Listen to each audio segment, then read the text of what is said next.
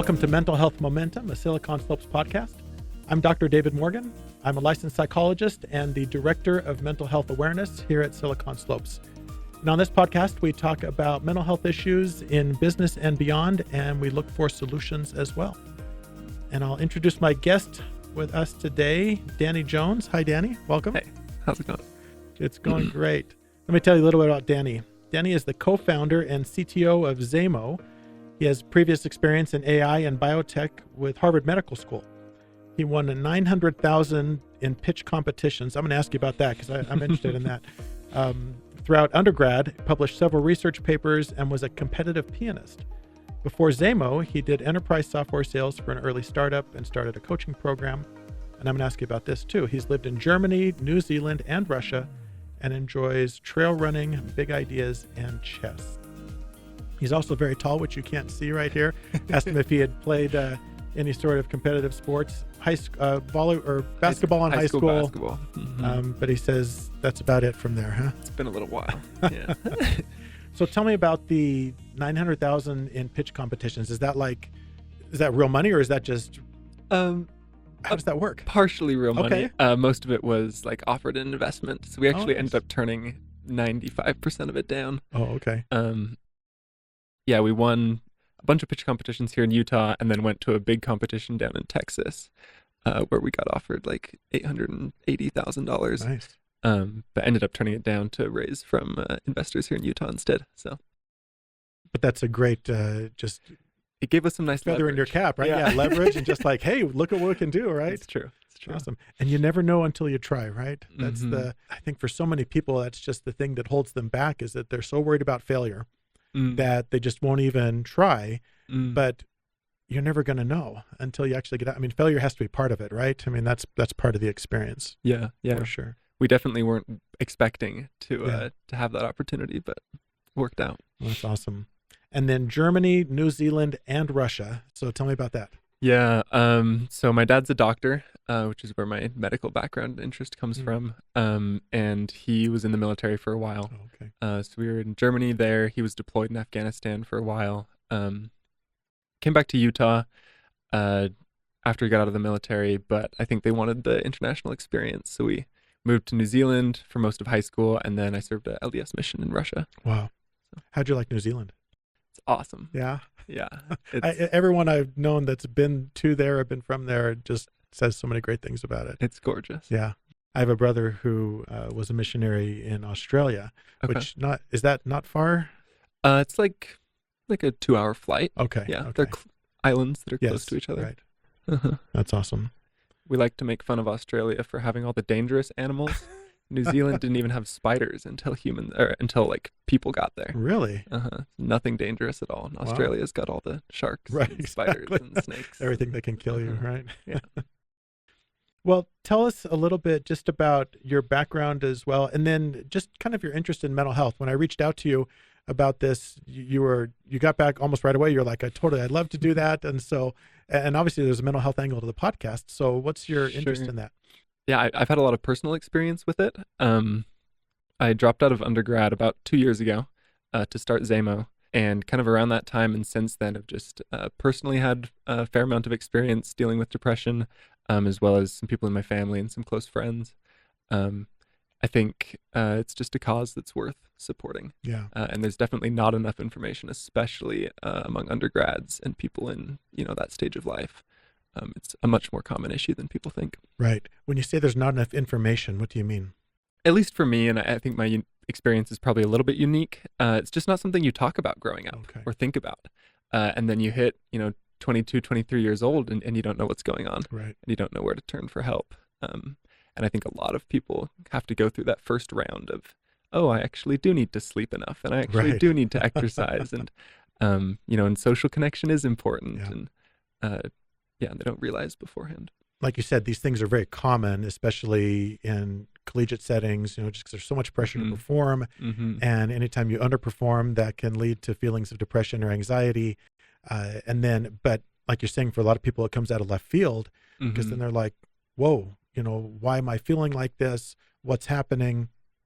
And maybe if we did a better job of kind of educating people. You talked earlier about serving an LDS mission, and I remember talking to my daughter once about that before she was leaving, and I said, you Mhm. know, you're going to hit the wall at some point there.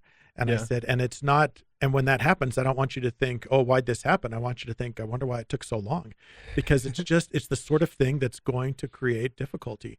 Mm. Starting your own business, there's going to be a lot of stress and things associated with that too. And so for entrepreneurs, you'd want them to say, yeah, when you get those feelings of overwhelm, of course, that's exactly what you're supposed to feel. That's part of the experience of doing this. Yeah. Yeah. I think the biggest thing for me is when it first started happening, I thought there was something wrong with me. Yeah, It's like yeah, other people don't experience this. I'm unique. I thought, I was used to being a high performer, and suddenly I was not.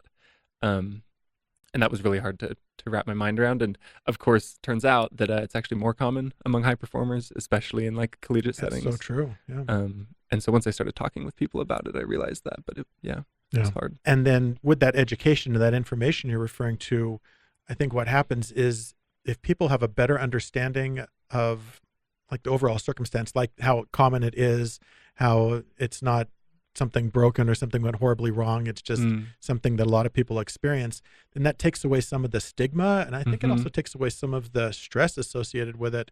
Because then you can just say, oh, okay, I'm depressed.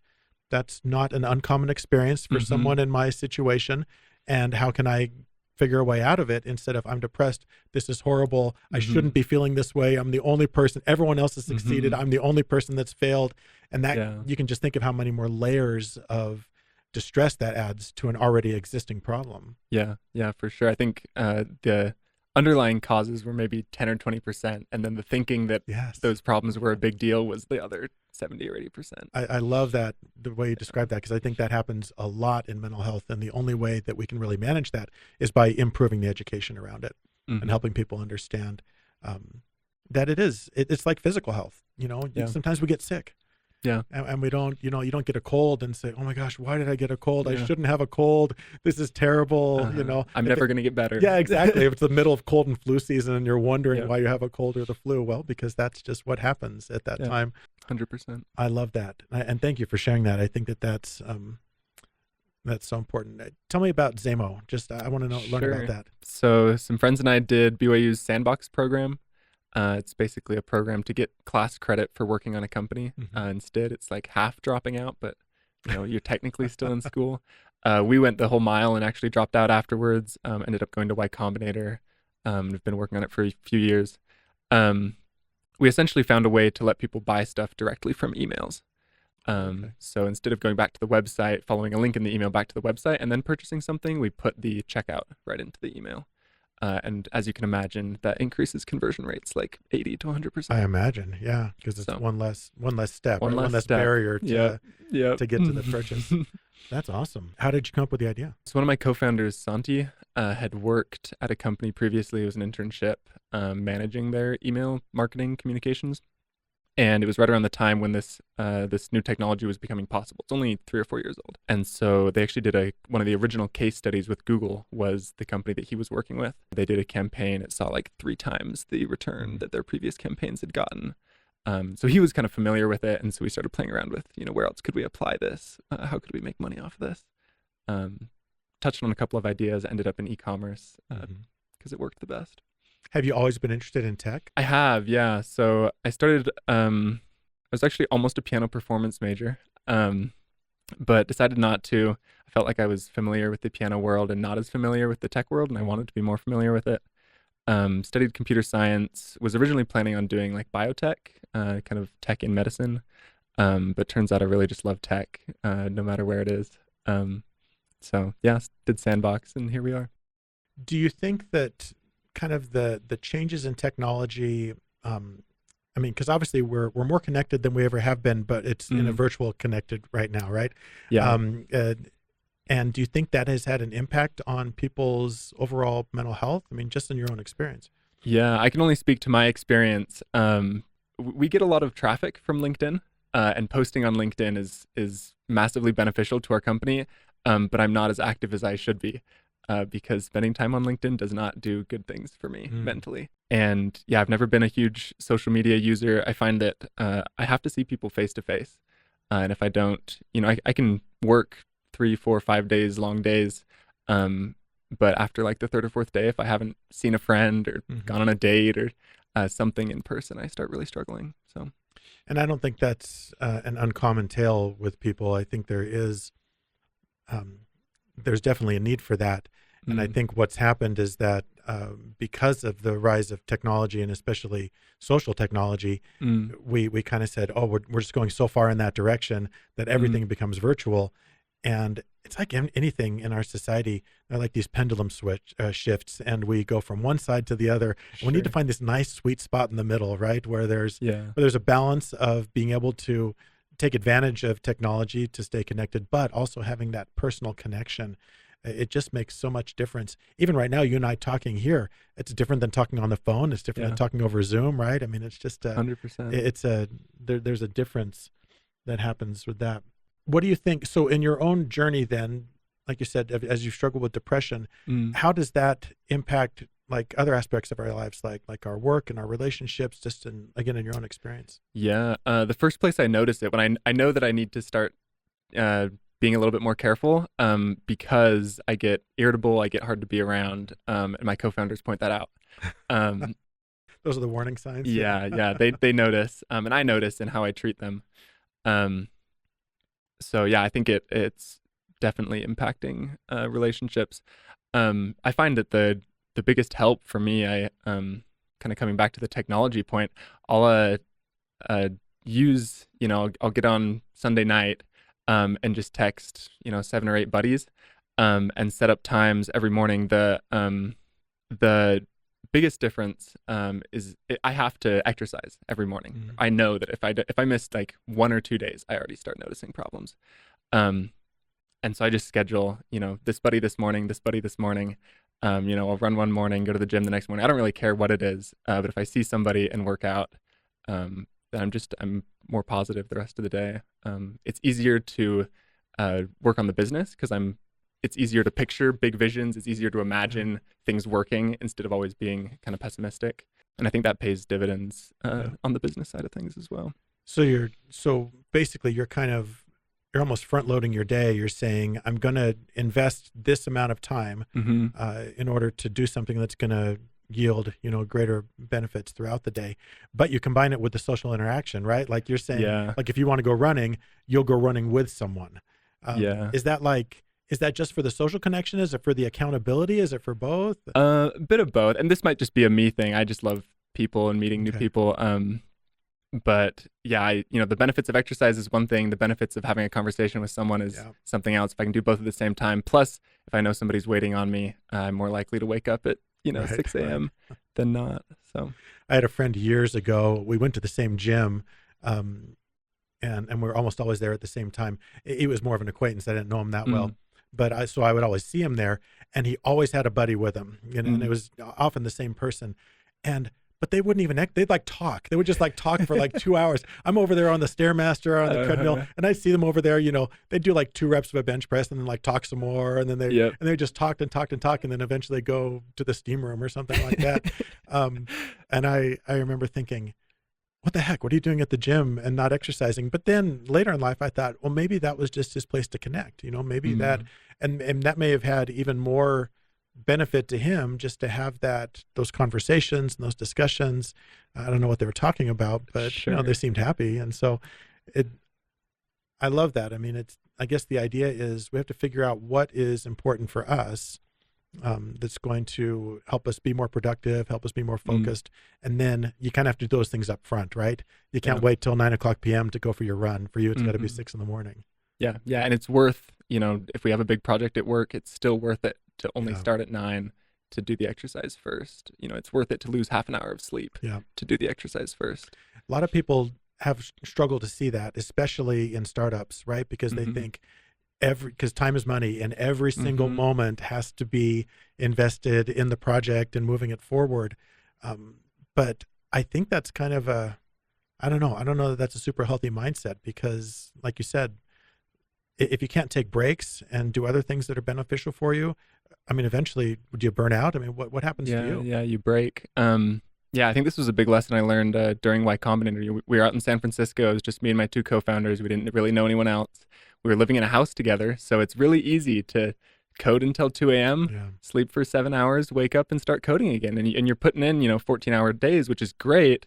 But we did that for a month and a half, and it was not good. You start just being irritable all the time. We can't really discuss problems anymore.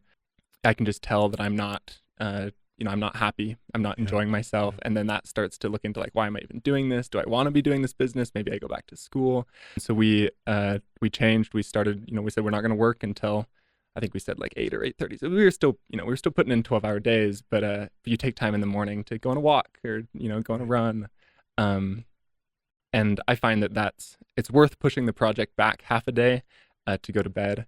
I can work until 1 a.m., 2 a.m. if I really have to, but doing that 2 days in a row is never worth it. You're paying the price, and you have to pay the cost later. And it's interesting because in your business, it's, there's just a few of you, right? And you guys are running the whole show. And so you can make those decisions for yourself, kind of how to structure your days and that. So let's think about a larger business where you've got, a CEO and she's in charge of, 500 employees or something like that. What could she do in that situation to try to help them see the value in that as well, right? Because she could be doing, getting her exercise and taking time for herself. Sure. But if the corporate line is go, go, go, push, push, push, 14, 16-hour days, that's what's going to make us the most money. I don't know. How could you adjust the culture in that? What are your thoughts? Just as like let's say your business gets 500 employees at some point. Yeah. Okay. Not soon. But how would you? What do you think you would do in order to kind of that same process that you have? How could you communicate that to them? Yeah, I'm definitely not an expert in this area. I've actually never worked I did an internship at Qualtrics. It's the biggest company I've ever worked for. I mean, I think again, just some education or communication, right? If employees know that it's okay to struggle with mental health, that they're not going to get fired, they're not going to get demoted or miss promotions because they struggle with this, I think that would probably help. I can only imagine that the leadership sharing their own personal experiences, saying like, hey, I've had this experience and I do these things because I've had this experience, and we want everyone here to be high performers, so like lead by example. Right. I love that. I love both those ideas. The first, like you said, education and just awareness of that, helping people understand. And then that example that you could set, or that anyone leading an organization could set, of kind of that vulnerability first, right? Of saying, hey, I've struggled with this. Sure. Or I've lived with someone who struggled with this. I mean, I think anymore about anyone out there is either going to have a personal experience with mental health or have a first degree connection with someone who has had an experience with it. It's not anymore like, well, I've never really heard of that, or I don't know anyone like that. I mean, it's so common anymore. So I think it'd be amazing for the leaders to kind of set that tone and say, yeah, this is a place where it's okay to struggle, but we don't just struggle, we struggle and then we move forward, right? We figure out ways to move forward. And this is how I've done that in the past, right? This is what I've done. Here's some ideas. Yeah, I love that. Yeah. We, I'm really grateful for my co-founders. They've done an excellent job when I tell them, hey, I'm not doing great this week, or I'm not doing great today. And they'll pick up the slack, knowing that, once I'm doing better, I'll pick up the slack for them sometimes. And I think that kind of relationship, if you can scale it, which obviously is hard, is ideal. And I love that as well, that idea of, like you said, some days you're going to be bringing your A game and you could pick up slack, and some days you're not bringing your A game and you can't pick up slack. But to have a team that understands that as well, and I think that requires kind of an open and honest conversation with the team members, right? To say, for sure, there's like today I need a little bit extra help. And chances are on any given team, not everyone's going to be having a terrible day all at once, right? Yeah. Especially as that team gets larger, the chances that someone's going to be could pick up slack, then that's fine. And then we just, like I said, just kind of take turns and say, well, today's my turn to bear the heavier burden, and next week it might be your turn to bear the heavier burden. Yeah. I think that sometimes we just feel like we have to do it all ourselves all the time, and that's just, I don't know. I just can't. You can't. No, you literally can't. You literally can't. I am curious, as you mentioned, piano performance, and Sure. that's something that, obviously you almost majored in it, right? Yeah. So that's I thought about significant. it. Yeah. Um, what is the relationship then between kind of this idea of repetitive? Because like when you learn piano, you have to practice over and over and over again, Yep. right? I mean, just Mm-hmm. consistently in order to get very good. Any insights, like how would you compare that to mental health? I'm just curious. Hmm. Yeah. Never thought about that before.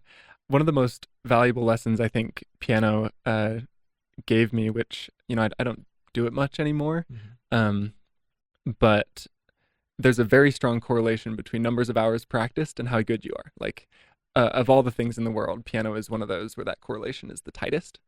Um, and I almost think that mentality um, is what caused me some problems Mhm. coming into my undergrad, because whenever I was struggling, I just assumed I needed to work more and put in longer hours. And I think the truth, I mean, obviously in piano, maybe in chess, athletics of some kind, like the more hours, maybe track and field, like the more hours you put in, the better you will be Right. to a degree. But a lot of fields, especially business, I think there's a massive X factor of you could deliver the same value in a shorter amount of time if you do it differently. Right. And so, just plowing through low production hours is not worth it. It's worth taking an hour to figure out how to make the other 4 hours more productive. Right. Yeah. I love that. There was another thing I thought of. My history of piano is taking lessons in the fourth grade, Okay. and giving my mom so much grief about practicing, and I was the oldest of probably 4 kids at that time, Uh-huh.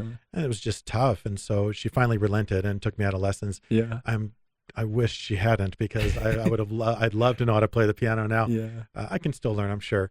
But one of the things that I've learned just from piano players over the years is that as they're playing, when they make a mistake, they just keep going. It's like they don't stop playing, right? Like if they're playing something and True. they hit a wrong note, they don't stop and go, and then start over again. Yeah. No, you just keep going. And then overall, out of 10,000 notes played, they may have played one note incorrectly, right? Yeah. That's a pretty good ratio, Yeah. of, wrong notes to right notes. And I think maybe there's just application for that in our lives too. It's, when you make a mistake, you just keep going, Sure. just say, okay, well, that's a mistake. What can I do to do different next time? But it's not just not to be this emotional collapse and now I failed and that kind of almost goes back to your story at the very beginning, right? In school, just feeling like, oh my gosh, this depression, what am I going to do now? Now I can't do anything, right? And now Spirals. yeah, exactly. Yeah. Yeah. I think, that's a good connection. My teacher used to say, as long as you keep the tempo the same, as long as you keep the beat, and it doesn't even matter if you're hitting the right notes, as long as you hit some notes on the beat, the majority of people listening won't ever know that you made a mistake. The couple of professionals out there, I will know that you made a mistake, but most of the people watching, as long as you don't stop, you don't slow down, they can't tell that you're hesitating, will never know the difference. Isn't that interesting? And I love the analogy to our lives as well, right? Because most people, to observe someone from the outside, they don't see the issues that we're having. They don't see that. So easy to fake. Yeah, exactly. It's easy to fake. And it's also, if we make a mistake, you just go on and they might see it and they go, oh, the person made a mistake, but they don't care, right? Yeah. And we put all this weight on it, like, oh, everyone's going to think this and everyone's going to think that. I promise they're not thinking that. We're far too self-interested most of the time to be like, spend all this time thinking about what other people are doing. Nobody thinks about you as much as you think about you. Exactly. That's such a good thing. Well, Danny, this has been a great conversation. Thank you for coming. Thanks for sharing your experience as well. I think it's a great example to entrepreneurs. I love, and that not necessarily plowing through, trying to be as productive as you can, but taking the time for yourself, which is going to increase productivity over time. I think that's great. So thanks for sharing that. Of course. Glad I could be here. Thanks everyone for listening. Remember that change starts with you, and together we can increase our mental health momentum.